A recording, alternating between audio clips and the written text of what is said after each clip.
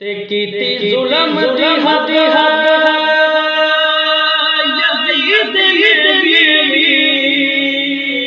ते सैयद सबद दी हद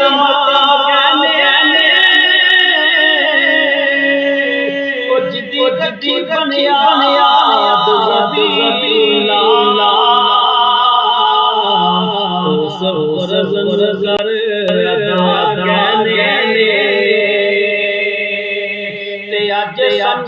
जमाना